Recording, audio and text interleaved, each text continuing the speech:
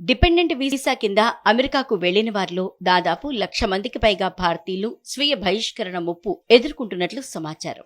అమెరికాలో అక్రమ వలసదారులపై కఠినంగా వ్యవహరిస్తున్న ట్రంప్ యంత్రాంగం వీసా గడువు ముగిసిన వారిపైన చర్యలు తీసుకుంటామని హెచ్చరిస్తోంది.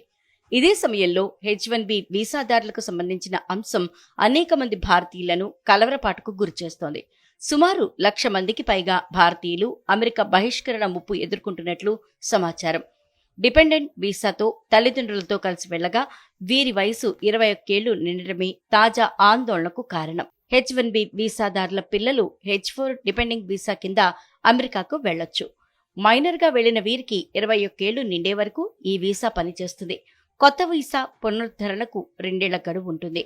ఇలా డిపెండెంట్ వీసా గడువు ముగింపు దశకు చేరుకున్న భారతీయ చిన్నారుల సంఖ్య దాదాపు 1.34 లక్షలుగా ఉన్నట్లు సమాచారం. వీసా గడువు ముగిసేవారు ఉన్నత చదువుల కోసం F-1 స్టూడెంట్ వీసా పొందే అవకాశం ఉన్నప్పటికీ ఇదంత ఈజీ ఏమీ కాదు.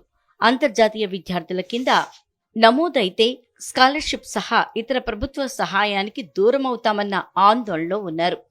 అయితే వీసా పునరుద్ధరణకున్న 2 ఏళ్ల సడలింపు నిబంధనపై న్యాయస్థానాల అభిప్రాయాలు ఆందోళన పెంచుతున్నాయి. ఇప్పటి వరకు డిపెండెంట్ చిన్నారులు సహా సరైన పత్రాలు లేని వలసదారులకు deferred action for childhood arrivals నిబంధన రక్షణగా ఉండేది. అయితే ఇది చట్ట విరుద్ధమని, దీని కింద వర్క్ పర్మిట్ పొందలేరని టెక్సాస్లోని న్యాయస్థానం తీర్పిచ్చింది. ఈ నిబంధన లేకుంటే ఎంతో మంది భారతీయ పిల్లలు భవిష్యత్తుపై ప్రభావం పడుతుందని ఆందోళన మొదలైంది. దీనికి తోడు వీరి తల్లిదండ్రులు గ్రీన్ కార్డ్ కోసం దరఖాస్తు చేసుకోగా నిరీక్షణ సమయం అనేక సంవత్సరాలు ఉండటం మరో సమస్యగా మారింది.